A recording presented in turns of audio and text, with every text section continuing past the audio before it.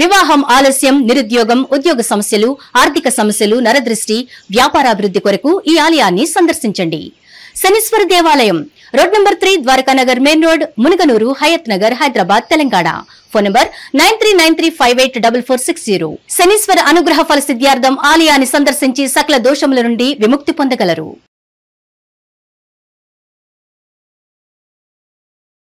2025కి 26కి జనవరి 1 నుంచే వీళ్ళకి ఎల్నాట్స్ జరుగుతుంది. అంటే this is the year of youth, the year of duality, the year of ego, the year of uncertainties, the year of manifestation. 2026లో ఏంటంటే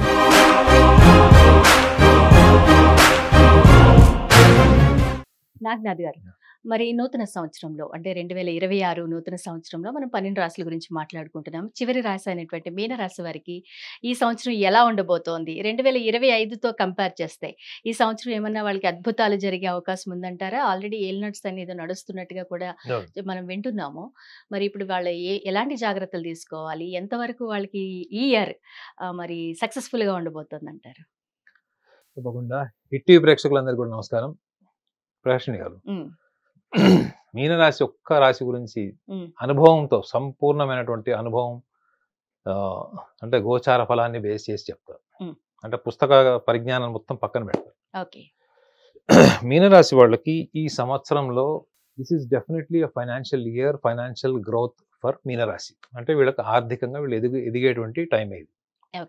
కానీ ఎప్పటి నుంచి ఎదుగుతారు వీళ్ళు? మే, జూన్ నుంచి చూసుకుంటే నవంబర్ వరకు మాత్రమే వీళ్ళకి ఫైనాన్షియల్ ప్రోగ్రెసివ్ ఇయర్. సో వీళ్ళకి అడ్వర్స్ అంటే వీళ్ళకి వ్యతిరేకం, యాక్చువల్గా వీళ్ళకి చాలా ఇష్టమైంది వీళ్ళు కోల్పోయేది కూడా మనం మాట్లాడుకోవాలి. మనం ఇందాక నుంచి అనుకుంటున్నాం అది year of manifestation, year of youthfulness, year of detachment, year of duality, egos అన్ని మాట్లాడుతున్నాం కదా. వీళ్ళు ఈ సంవత్సరంలో ముఖ్యంగా ఫస్ట్ 5 months ప్రేమ వివాహం లేదా ప్రేమకి అంటే ప్రేమ వివాహం చేసుకోవాలనుకున్న వాళ్ళు, లేదా లవ్ ప్రపోజల్ చేయాలనుకున్న వాళ్ళు, వీళ్ళు చాలా షాక్కి గురయ్యేటువంటి రిజల్ట్స్ ఉంటాయి వీళ్ళకి. అంటే వీళ్ళని బాగా ఇష్టపడిన వాళ్ళు డిస్కనెక్ట్ అయిపోయే ఛాన్స్ ఉంటుంది. లేదు వీళ్ళు ప్రపోజ్ చేస్తే రిజెక్షన్కి రెడీ ఉండాలి. లైఫ్ పార్ట్నర్ ఇష్యూస్ వచ్చేటప్పుడు కూడా వీళ్ళకి ఈగోసెంట్రిక్ ప్రాబ్లమ్స్ వల్ల లైఫ్ పార్ట్నర్ వీళ్ళని వదిలేసే ఛాన్స్ ఉంటుంది. అంటే ఏంటి? ఎడబాటు అంటే డిటాచ్మెంట్ అన్నది వీళ్ళ హరోస్కోప్ లో క్లియర్గా ఉంటుంది. ఎందుకంటే షష్టమ భావంలో డిటాచ్డ్ ఫ్యాకల్టీ ప్లానెట్ కేతు ఉంటాడు, వీళ్ళకి వ్యయంలో రాహు ఉంటాడు. సో వీళ్ళు అనుభవంతో చెప్తున్నారు వీళ్ళకి. వీళ్ళు ఏంటంటే ప్రతి విషయాన్ని కూడా వీళ్ళు ఒక నిర్ధారణకు వచ్చి ప్రపంచంలో నా అంత మేధావి లేడు అనేటువంటి ఒక భ్రమలో ఉంటారు వీళ్ళు. నేను ఎవరినైనా కన్విన్స్ చేయగలను, ఎవరినైనా నేను మేనేజ్ చేయగలను అనుకుంటారు. కానీ ఆ మేనేజ్ చేసే ప్రాసెస్లో వీళ్ళు ఎంత సెల్ఫ్ ఇగ్నోరెన్స్కి వెళ్ళిపోతారంటే పూర్తిగా వాటర్ ముక్కు వరకు వచ్చే వరకు కూడా అది రియలైజ్ గారు, ఎవరికి చెప్పరు కూడా. వీళ్ళ బలహీనతలు కానీ వీళ్ళ అవసరాలను కానీ ఎవరికి చెప్పరు. వీళ్ళు దాన్ని మేనేజ్ చేస్తూ ఎక్కడి వరకు వస్తారు? పూర్తిగా ఇక్కడ వరకు వస్తారు. సో ఈ సంవత్సరం వీళ్ళు గుర్తుపెట్టుకోవాలి ఏంటంటే ఈ సంవత్సరం వీళ్ళు చాలా సఫర్ అయ్యేది ఈగో ప్రాబ్లమ్స్ సఫర్ అవుతారు వీళ్ళు. ఎందుకు? రాశిలో శని మోక్షంలో ఉంటాడు. మీకు మోక్షము అన్నది ఎప్పుడు వస్తుంది మేడం? అన్ని రకాల కాంటెంప్లేషన్, అంటే అన్ని రకాల దెబ్బలు తగిలి ఇక లాస్ట్కి మీరు మోక్షానికి ముందర వచ్చేది ఏంటి? ఒంటరితనం నుంచి మీరు మళ్ళీ వైరాగ్యం నుంచి ఆ తర్వాత నెక్స్ట్ లెవెల్కి వెళ్తారు మీరు. సో మీరు ఒంటరిగా ఉండి ఆలోచించుకునేటువంటి సంవత్సరం కింద దీన్ని కాకూడదు. అంటే you have to make this year to happen as a manifestation. ఈ మేనిఫెస్టేషన్ కోసం వీళ్ళు చేయాల్సిన కొన్ని చిన్న పనులు ఏమిటంటే వీళ్ళకి అపారమైన ప్రేమ, దయ, జాలి, ఆధ్యాత్మిక లక్షణాలు అన్నీ ఉంటాయి మేడం. కానీ వ్యవహార శైలికి వచ్చేటప్పటికి వ్యవహార శైలికి మెటీరియలిస్టిక్ ప్లానెట్ ఏది అంటే రాహు. వీళ్ళకి వ్యయంలో ఉంటాడు, అందులో కుంభరాశిలో ఉంటాడు. డిజైర్స్ కి సంబంధించింది అన్ని కూడా శని వీళ్ళకి అధిపతి, అంటే లాభస్థాన అధిపతి. సో వీళ్ళకి కేతు వల్ల వచ్చేటువంటి నష్టం ఏంటంటే వీళ్ళు దేన్నైనా సాధించుకోవాలి అని ఒక బలమైన సంకల్పం కోరుకుంటే అందులో స్థిరంగా ఉండకుండా ఉంటారు, తొందరగా డిటాచ్ అవుతూ ఉంటారు. సో ఈ డిటాచ్మెంట్ ఫోకస్ కి మనం అనాలిసిస్ చేయాలన్నమాట. వీళ్ళు ఏదైనా ఒక పని అనుకుంటారు, అంబిషన్, గోల్ సెట్ చేసుకుంటారు, కానీ ఎందుకు వాళ్ళు స్థిరంగా ఉండలేకపోతున్నారు వీళ్ళు? వై? బికాస్ ఈ రాశి నుంచి వీళ్ళకి షష్టమ భావం. సో వీళ్ళకి అన్నదమ్ములు, అక్క చెల్లెళ్ళు, కుటుంబ సభ్యులు వీళ్ళకి శత్రువులుగా మారుతారు ఈ సంవత్సరం. అర్థమైందా? సో ఉమ్, కాబట్టి వీళ్ళు ఏం చేసుకోవాలి, ప్రాపర్టీ డిస్ప్యూట్స్ ఏమైనా ఉంటే ప్రాపర్టీ డిస్ప్యూట్స్ క్లియర్ చేసుకొని వాళ్ళ భాగం వాళ్ళు తీసుకొని వెళ్ళిపోవాలి.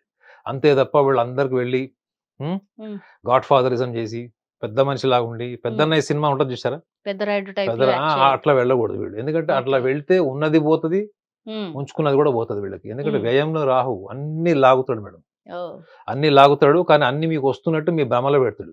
ఓకే. అర్థమైందా? మీరు ఏదైతే ఊహిస్తారో, మీరు ఏదైతే కోరుకుంటారో అది మీకు దక్కకుండా చేసే గ్రహమే రాహు. సో ఈ Rahu will put you into the illusions.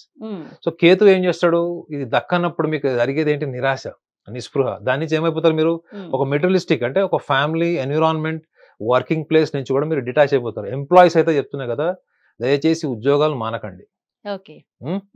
చిన్న చిన్న ఈగో ప్రాబ్లమ్స్ వల్లనో, నాకు ప్రమోషన్ రాలేదనో, లేకపోతే వేరే వాడిని ఆన్ సైడ్కి పంపించారు నన్ను పంపించలేదనో, వేరే వారికి ఇంపార్టెన్స్ పెరిగింది నాకు పంపించలేదు, సో కాబట్టి నేను ఎక్కువ కష్టపడలేను. ముఖ్యంగా మేడం ఈ సంవత్సరంలో వీళ్ళకి health issues are highly indicating. Okay. ఎవరికి, మీన రాశి వాళ్ళకి మీనరాశి. హెల్త్ విషయాలు కూడా ఉంటాయి. సో వీళ్ళు change of places, change of different places to travelling and working. So ఇంకా హెల్త్ విషయంలో వీళ్ళకి ఎక్కువ డిటోరేట్ అయ్యే ఛాన్స్ ఉంటుంది. సో కాబట్టి వీళ్ళు I should focus more on health and family matters than employment, finances and business. Health and family ఇది వీళ్ళని తినేస్తుంది ముఖ్యంగా. ఓకే. ఎందుకు, కేతు వీళ్ళని ఎక్కడెక్కడ కట్ చేస్తుంటాడు మొత్తం రిలేషన్స్ అంతా. ఓకే. సో మీరు వీళ్ళు చేయాల్సింది ఏంటంటే the year of acceptance. Your acceptance should be a manifestation. So మీరు ఎలా ఉంటే దాన్ని అలా స్వీకరించి అక్కడి నుంచి డిస్కనెక్ట్ అవ్వాలి. ఓకే. లేదు నేను మేనేజ్ చేస్తాను, నా ఇంపార్టెన్స్ పెంచుకోవడం ఎందుకు చేస్తారు మీనరాశి వాళ్ళు అంటే, ఇన్ఫీరియారిటీ కాంప్లెక్స్ ఉన్న వాళ్ళు ఇంపార్టెన్స్ పెంచుకోవడం ట్రై చేస్తారు మేడం. ఓకే. మీ ఇంపార్టెన్స్ తగ్గిపోయింది ఇక్కడ, మీరు వేరే యాంకర్తో మళ్ళీ కంపేర్ చేసినప్పుడు మీరు ఏం చేస్తారు, మీరు అంతకంటే నేను గొప్పగా చేస్తానని పర్ఫార్మెన్స్ అన్నదానికి మీరు ట్రై చేస్తారు. అవును. సో వీళ్ళు చేయకూడదు ఏంటి, కేతు ఏం చెప్తున్నాడు వీళ్ళకి, ఒకవేళ అలాంటివి జరిగితే వదిలేసి, ఓకే. నీకు కొంచెం ధన నష్టం జరిగిందా వదిలేసేయండి. ఎందుకంటే ఇది తీవ్రమైనటువంటి మనస్తాపం చెంది ఈవెన్ వాళ్ళ ఆర్గన్స్ మీద కూడా ఎఫెక్ట్ అయ్యే ఛాన్స్ ఉంటుంది అని చెప్తుంది. వ్యయంలో Rahu, anything uncertainty, the year of uncertainty అని కూడా చెప్పాను. హెల్త్ సడన్ పానిక్ అవ్వడం, ఈవెన్ చెప్పాలి కదా డిప్రెషన్ లాంటివి కూడా వచ్చేటువంటి అవకాశం కూడా ఉంటుంది. The best aspects of the 2026 for మీనరాశి, ద ఫ్యామిలీ మ్యాటర్స్ లో సెటిల్ గా స్మార్ట్ గా ఉండండి. ఓకే. ఉద్యోగాలు చేసేవాళ్ళు ఉద్యోగం చేసుకోండి. వ్యాపారం చేసేవాళ్ళు కొంత నష్టం వచ్చినా కానీ తీవ్రమైన లోన్స్ కి వాటికి వెళ్లకుండా, డిపెండెంట్ అంటే తెలిసిన వాళ్ళ దగ్గర, తల్లిదండ్రుల దగ్గర, వాళ్ళ దగ్గర, వీళ్ళ దగ్గర అప్పులు చేసి కొత్త ఎక్స్పెరిమెంట్స్ చేయకుండా ఉన్న బిజినెస్ రన్ చేయండి. ఓకే. స్టూడెంట్స్, ఒకవేళ స్టూడెంట్స్ మాత్రం ఈ సంవత్సరం అద్భుతంగా ఉంటుంది. అంటే ఫైనాన్షియల్ రిసోర్సెస్ అని వాళ్ళకి దొరుకుతాయి. ఓకే. సో కావాల్సిన ముందు చూపు అంతా ఏంటంటే ఆరోగ్యము, మహాభాగ్యం. ఈ ఏరియాకి వస్తే మాత్రం వీళ్ళు సూపర్ ఉంటారు. మరి మీనరాశి వారు ఏ విషయంలో ఫియర్లెస్ గా ఉండాలి, ఏ విషయంలో సెల్ఫిష్ గా ఉండాలంటే ఏం చెప్తారు? మీనరాశి వాళ్ళ గురించి ఒక విషయం చెప్తాను. వాళ్ళు ఒక మిజైల్ మేడం. మీరు ఇక్కడ నుంచి ఒక మిజైల్ పాకిస్తాన్ పెట్టారనుకోండి, దాని అంతటా అది పోయి ఒక లొకేషన్ సెలెక్ట్ చేసుకుని అక్కడ బ్లాస్ట్ కాదు కదా. అవును, కాదు. దాన్ని ఎవరు ట్రిగర్ చేయాలి, ఎవరు ప్లాన్ చేయాలి, ఎవరు దాన్ని ఆర్గనైజ్ చేయాలి. అవును. సో వీళ్ళు ఎప్పుడు కూడా ఎవరో ఒకళ్ళ ద్వారా వీళ్ళ ఐడియాస్ ని ఎగ్జిక్యూట్ చేయడం మానుకోవాలి ఫస్ట్. దీనికి వెనక కారణం ఏంటి అంటే, ఒకటి సెల్ఫ్ కాన్ఫిడెన్స్ లేకపోవడము, సీరియస్నెస్ లేకపోవడం.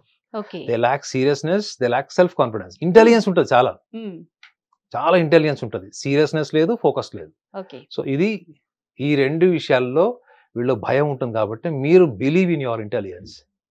Just believe in your intelligence and execute all your intelligence is the best method to overcome fear, selfishness. So దయ, జాలి, కరుణ వీటన్నిటి వెనక ఎక్కడో అక్కడ మీకు ఏంటంటే, ఒక వ్యక్తి నన్ను గౌరవిస్తే అది నాకు చాలా సంతృప్తినిస్తుంది అనుకున్నప్పుడు, అదే వ్యక్తి నేను గౌరవించినప్పుడు ఎంత తీవ్రమైన బాధ కూడా కలుగుతుంది. అవునా? సో బాధ, సంతృప్తి రెండు వేరే వాళ్ళ నుంచి రాకూడదు అనే స్థాయికి నువ్వు వెళ్ళడమే self. Your happiness should come with in your self, your unhappiness also should come with in your self. You are the responsible for your unhappiness, you are the responsible for happiness. There is no one can make you happy, there is no one can make you unhappy. ఈ state కి మీరు కనుక manifestation చేసుకోండి. దయచేసి transparent గా, practical గా, open గా మీ అభిప్రాయాన్ని షేర్ చేసుకున్నటువంటి ఒక మెంటార్ ని మీకు గైడ్ చేయొచ్చు. ఒక మెంటార్ కానీ, గురువు కానీ ఎవరున్నప్పుడు ట్రాన్స్పరెంట్ గా మాట్లాడి దాన్ని మీరు కన్సిస్టెంట్ గా చేస్తే, ఎస్పెషల్లీ చెప్తుంది బుక్ రీడింగ్ అయితే నేను హైలీ అడ్వైజ్ చేస్తాను. ఎవరికి? మీనరాశి వాళ్ళకి. Book reading and travelling. Book reading, travelling వల్ల మానసిక ఆరోగ్యం పెరుగుతుంది, దృక్పథం మారుతుంది, ఆత్మవిశ్వాసం పెరుగుతుంది. ట్రావెలింగ్ చేయడం వల్ల కూడా చాలా బెనిఫిట్స్ ఉంటాయి. Mm. ఆరోగ్య సమస్యలు ఏవైతే ఉన్నాయో అవి ఒకవేళ తొందరగా ఎఫెక్ట్ కాకపోయినా మెల్లమెల్లగా వచ్చినా కానీ but it is time taking process. So కాబట్టి హెల్త్ కూడా వీళ్ళకి బ్యాడ్ హెల్త్ కూడా పోస్ట్ పోన్ అయ్యేటువంటి అవకాశం కూడా 2026లో ఉంటుంది. Super. Thank you very much Naganath గారు. చాలా గొప్ప విషయాలు తెలియజేశారు. 12 రాసుల వారి గురించి కూడా మాకు చక్కగా వివరించారు. Thank you very much. ప్రపంచవ్యాప్తంగా ఉన్న భారతీయులందరికీ, హిట్ టీవీ ప్రేక్షకులందరికీ నూతన సంవత్సర శుభాకాంక్షలు.